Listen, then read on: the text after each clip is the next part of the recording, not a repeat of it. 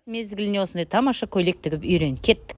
Күшті көйлек тігіп үйренетін боламыз. Материалымыз хлопок деген материал, жазға өте тамаша келеді. Мынадай әдемі модель тігіп үйренеміз. Оның үшін деколаныңыз болу керек. Мен деколаны менің курстарыма қатыссаңыз міндетті түрде үйрететін боламын. Түсіндіріп өтейін. Белге дейін отрезной талия, белден төмен қарап, баландары бірінен кейін бірі ұзарып кете береді. Оны сіз есептеп бөлесіз. Бұл негізгі готовый видео 101 ұзындық. Бірақ біз бұған 9 см қостық. 2, 2, 2, 2, 1. Сонда ровно 9 см қосылып 110 болды. 110-ды біз бөліп шықтық. Біріншісі 35, кейінгісі 30, кейінгісі 25, кейінгісі 20 см болып бөлінеді. Біз бірге бір қосып істелінеді, бірге бір өте қопал көрінеді. Егер өте арық болсаңыз, бірге бір қосып тіксеңіз де болады. Бұл қазір бізде 48-50 размерге келетін размер тігеміз. Алдында обманка, жилетка сияқты көйлек, обманка байланып тұрады. Бұл қандай? Бірінші етегін қиып аламыз. Етегі үлкен болған соң, міндетті түрде көйлекті қиған кезде етегіні, қолыны, мына жоғарысын қиюды есептеп алыңыз. Бірінші мыяғын қиып қойып, сосын етегін қисаңыз, етегіңіз жетпей қалуы мүмкін. Қазір бұны есептеп шығарамыз. Біріншісі бізде бөксесі 110 болды. Біз оған 20 см 130 қылдық. Значит, бұл бір еннен аз болады. Қазір бір енді кесеміз, қалғанын алып тастаймыз. Мынаған бір енге 135-ке 1 метр қосасыз. Сонда бірақ метр сборкаға кетіп отырады. Одан кейінгіге 1 метр қосасыз. Әрбір сборкаңызға 1 метр қосып отырасыз. 130 болса 230 болады. Үшіншісінде 330 болады. Кейінгісінде 430 болады. Солай есептеп шығасыз. Просто бұның размері разный болған үшін есептеп кесіңіз. Бір келкі болғанда бірдей кесіп ала бересіз. Бір келкі болған кезде ровно бөлесіз да 110-ды 4-ке бөліп, қанша сантиметр шығады, соны равнить етіп кесіп тастайсыз. Бізде хлопок материалы. Бұны міндетті түрде үтіктеп алыңыз. Кішкене қаттылау болып келеді. Кромкасын міндетті түрде алыңыз и оңының терісін белгілеп алыңыз. Енді бірінші 35 см қиып аламыз. 35 см-ді белгілейсіз. Міне. Бірінші несі баланы кетті. Бұны жыртып алуыңызға да болады. Міне. Мына жаққа белгі қойып қоясыз. Әрбіреуіне белгі қоюды ұмытпаңыз, әйтпесе адасып кетесе. Екіншісі 30. Қазір қалай есептеу керек екенін көрсететін болады. Ол 32-ші баланы. Көсті болсақ, жыртқан емес, қиғандарыңыз дұрыс. Негізі бұда көсті жоқ. Мына біріншісін есептеп көрсетейін. Бірде 30 болу үшін міне 65-ті белгілейсіз. 1 см қосасыз, 66-ны белгілеп, міне 2-ге бүктейсіз. Міне. Мынау сізге артық, артығын прям алып тастайсыз осы жерден. Сонда сборка бейнесі көп болмайды и арықтау көрінесіз былай. Сборка болған кезде сборкасы менші болады. Бөксеңізге міндетті түрде 20-30 см қосыңыз. Біз 20 см қостық, өйткені үлкен пышный болып кетуді қаламады клиентіміз. Бірінші бір қатардан кесіп аласыз, кейін қалғаны есептеп шығарып аласыз. Бұл екінші қатардікі. Екінші қатарға бізге екінші қатары 115 болу керек. Екіге бөлгенде міндетті түрде 116 қылып есептесе, 1 см есепке кіріп кетеді. Мына 1 метр 115 болса 116 есептесе, 116. Мына жерден бүктейсіз да, мынаяғына жалғау қосасыз, мынаяғына матаны және біреуін кесіп алып, осынша. Енді бұны әзір кеспейсіз, жең қиып алып жандарынан алуға да болады. Бірінші баландардың бір қатарын кесіп аласыз. Кейінгі ұзындығымыз 25 см-ді белгілейміз. 25 см-ді тоже қиямыз. Кейінгі қатарымыз бір қатар бірінші кесіп алдық, 20 см. Ең соңындағы балан 20 см. 65 см. Уже надан екеу қойып керек. 35 см-лік, мынау 30 см-лік, мынау 25 см-лік, мынау 20 см-лік. 25-ті екеу қиып аласыз сразу. Өйткені 2-де 3-те 30 болып есептелінеді. 25-тен екеу қиып аласыз сразу. 3 метр болады. Мынаның өзі ені 1-де 60, екінші ряд, үшінші рядқа екеу қиып аласыз. 20-дан екеу қиып аласыз. Бұл етегі ең кең болып тұратын жері. 1 метр міндетті түрде қосып отырасыз. Мына тігіске бір-біріне жалғанған қосасыз міндетті түрде. Біріншісі кетті, екіншісі. Мынау мынанікі болады. Мынау және бір көреді. Мынанікі болды. Екеу. Жерден 30 см біреу кесеміз тағын. 30 см біреу кесеміз. 30 см қиып алдық. Бұның енді бізге жартысы керек болады. Көбі емес, 115 болды. Мынан 116 есептеп аласыз. 116 осы жерден белгілеп. Бізге қанша керек екен, мына жерде көрінеді. Бізге осынша керек болады. Осына жерге қоясыз да. Мынамен бірде кесіп алып тастайсыз қалғанын. Міне, осы жерден қалған артығını кесіп алып тастайсыз. Бұл екінші рядты. Мынаның қалғаны мынаған қосылады. Мынаған, мынау біріншісі біреудің жартысы, екіншісі 1,5, мынау есе уже 2-ден кішкене асады. Бір-біріне бірлестіріп аласыз міндетті түрде.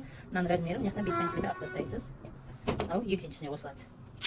Мына қыздар, мынау 4 баланды кесіп алдық. Мынау бірінші баланымыз, 35 см-лік, мынау 30 см-лігіміз. Мына. Мынау 25 см-лігіміз, мынау 20 см-лігіміз. 20 см-лігіміз ең көбі болады. Мынадан 1 метр аз, мынаусы 1 метр аз, мынаусы өзі енінен кішкене алып тастадық. Сіз өзіңіздің бөксеңізді есептейсіз. Міндетті түрде өзіңіздің бөксеңізге 20-30 см қосуды ұмытпаңыз. Көйлек жабысып қалған ол сборкаға келмейді. Енді жоғарысын қиятын боламыз. Достар, сіздер өздеріңіздің деколаңызды аласыздар. достар, мен енді қағазға сызған болса мән бермеңіздер. Ақ қағазға сызып отырмаймын, любой нәрсеге сызып істей беремін. Бірақ без лекала істемеймін, без лекала уже ойдағыдай болмай қалады. Бұл кішкене притальный болып келеді. Ішіндегісі, сыртындағысы свободно, тек алдында ғана болады, артында болмайды. Обманка ретінде, как обманка ретінде байлап аласыз. Бұл арқасында беліне вытычкасымен, артына замоккасы мен 2 см сызып қойдым. Астынан 1 см қалдырып, осылай сызға дұрыстап қоясыз, иә. Енді алдындағы вытычканы біз қолтықтың астына түсіретін боламыз. Қолтықтың астына 5 см түсіріп, қазір вытычканы жабатын боламыз. Мына жерді бірінші түсіргеніңізді қиып аласыз. Мына вытычканың ортасын ойып ұстаудың қажеті жоқ. Бұны жай ғана бүктей саласыз, иә. Мына сызығынан көрдіңіз? Тура мына сызықтан осылай бүйтіп, тура ровно сызығын қырын шығарып бүктей аласыз, иә. Соны мына мойындағы вытычканың шұқырлығын жабасыз. Вытычканың шұқырлығы міндетті түрде жабылу керек. Енді осыны клеймен жабыстырсаңыз да болады, скотчпен жабыстырып қойсаңыз да болады. Без разница. Өзіңізге ыңғайлы нәрсемен жабыстырасыз. Енді артындағы вытычканың артқы қысымы бүйтіп алып тастай саласыз. Кішкене жабыстырып қойсаңыз болады, мешать етпейді сізге. Бұны мойны под горлышко кішкене ашуымыз мүмкін примеркада. Примеркада көрсете алмаймын, өйткені рұқсат жоқ. Сантиметр қалдырасыз, мына бүктеу, мына жағы ашық, иә, екі бүктеп алдыңыз матаны. Осылай бүктегенге жақын әкелесіз. Осы жеріне сызып алатын боламыз. Мен сызсаңыз да болады, өзіңіздегі сабынды күнге түспейтін салқын жерде сақтасаңыз, күнге қойсаңыз сабын жарылып кетеді, иә. Просто жұқақ жуып тонкий болған сабыныңызды күннен қана жерге, салқын жерге қойып, көлеңке жерге терезенің алдына қойып кеудіріп алсаңыз. 1 см запас желкеде міндетті түрде. Мына вытычканың шұқырлығына сызып аласыз. 3 см жетпейді, қазір оны түсіндіріп өтем. Көкірек вытычканы ашқан кезіңізде, мына көкіректің ұшына 3 см жетпей тұру керек, міндетті түрде. Ұшына дейін барып қалу, это дұрыс емес, иә. Сосын мынаны ашқан кезде қай шетінен қоямын, тәсінен ба, астынан ба дейді. Жоқ, ортасына қоясыз. Екі ашық тұрған жердің ортасына белгілейсіз. Енді мына 2 см-ден запас қойсаңыз да болады, ертеңіз 1 см қойсаңыз да болады. Мен негізі көйлекке 2 см қоямыз. Клоп қойғаннан кейін 1 см астындағы запасын тігейді сызып шығарыңыз. Мына вытычканың басына екіге бөліп, ортасын сызасыз бірінші, и потом бірлестіріп сызып аласыз. Бұл алды, енді артын тоже солай сызып алатын болады. Енді бұл сызыққа точно тақап келесіз да, бірінші мойнын сызасыз до конца. И сосын желкесін сызасыз, міндетті түрде қолтығын сызасыз.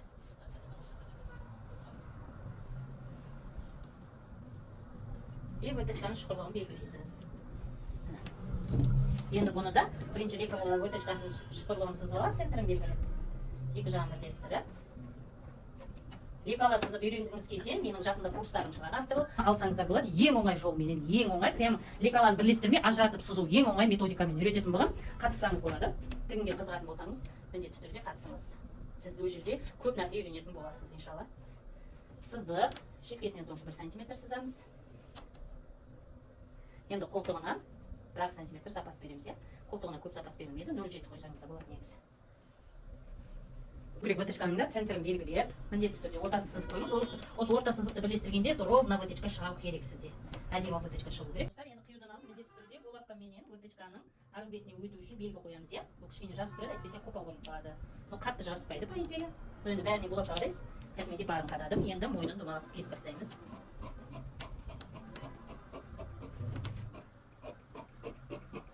Ортасын бір экономдаудың қажет жоқ. Қазір мен көрсетемін.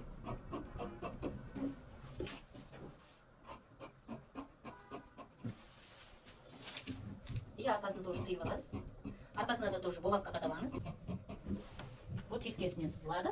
Қыздар оң жағынан сызбаймыз, тескерісінен сызамыз. Мына астын тоже кесіп аламыз. 1 см запас қалды.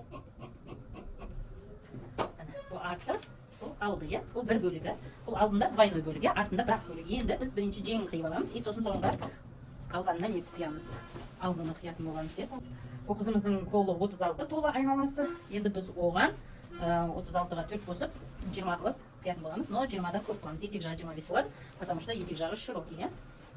Осылай екіге бүктеп аласыз матаңызды міндетті түрде. 4 бүктеп алдым. 2-4 бүктеп алдым. 26 болды. Енді осыған 65-ті белгілейміз. 65 см белгілейміз. 5 см ісіп тұруына кетеді. Енді бұған мән бермеңіз, бізде готовый жеңдер бар. Бұл жерма дегеніміз жаңағы 36 қолға келеді. То есть қолдың ең толық жағы қатты кең болмайды да, етек жағы основной кең болады. Сол үшін өзіңіздің жеңіңізді қолдана беріңіз. Енді біз асты кең болу үшін бұлай осылай ашасыз, осындай. Осыны сызып аласыз. Енді 1 см запас қойғанда жоғарысына сәл 1,5 см қосасыз, иә. Домалақтау болып, өз жеріне 1 см қосасыз. Осыны етегіне бірлестіресіз. Бұл прямо тіке болып тұрмайды. Қазір кішкене мына жерінен аламыз, потому что қатты кең болып кетуді ұнатпайды. Соның есебінен кішкене былай алып тастасаңыз да болады. Жоқ, кең қыламын десеңіз, прям былай тегіс алып тастауға да болады. Бұл қатты тар болуға болмайды мына сәл кеңдеу болғаны дұрыс. Енді осыны қиып аламыз. Алды арқасында қиып болғаннан кейін шығарып аласыз. Бұл қазір арт жағы мынау жеңіл. Алдыңғы жағы 1 см ойын қойылады, иә? Қазір оны көрсететін боламын.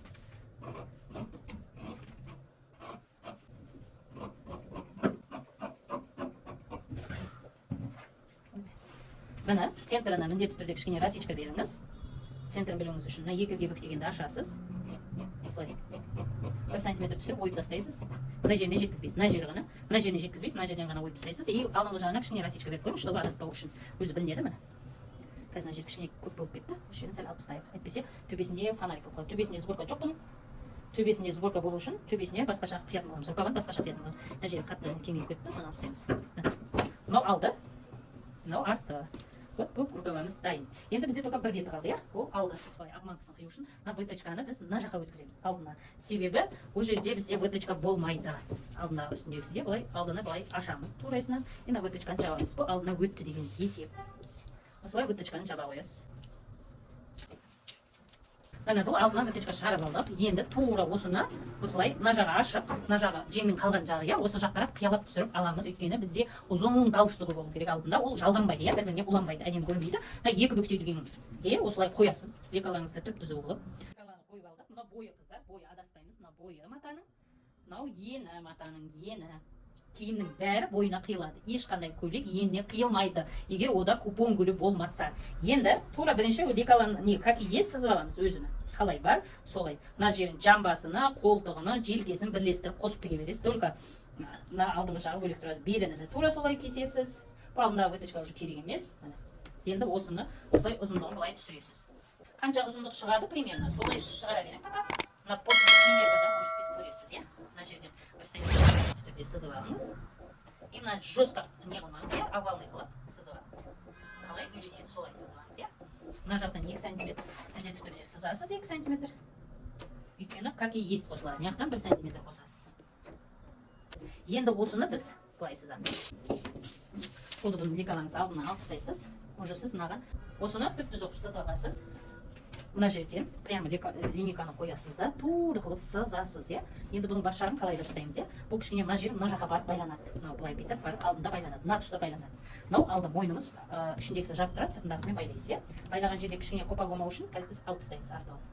Жоғарыдан где-то 40 см түсіріп, осы жерден 1,5 см кіргіземіз. Сәл жіңішкелеу байланатын жері қопал болмау үшін. И астыңғы жағы узкий болып кетеді. Мына жаққа былай прям мынаған бірлестірсеңіз болады, міне. Линейкамен істеген екен, сәл жестко болып қалады, міне. Примерно көзіңізбен қарап сызып аласыз, иә? Алды боковой қосылады, желке қолтық қосылады. Мына ара қосылмайды. Бұның өзін отдельный обработка жасап аласыз и алдынан байланатын болады. Енді қиятын боламыз. Кішкене шамалы не болып тұр үшін, міне. Өзі қиған кезде көрініп қалады, 1 см желкесіне қиып тастайсыз. Мына жерге 0 см. Қалай көйлекте қалай қидыңыз, тура солай қия бересіз бұнда. Енді бұл алдындағысын шамалы түсіресіз алдынан 1,5 см. Бұны московский шов қысаңыз да болады, қайырып. Или оверлок қылып қайырсаңыз да болады, болмаса закронка жасасаңыз да болады. Бұл алдында байланатын несі. Бұл уже асылып тұрады.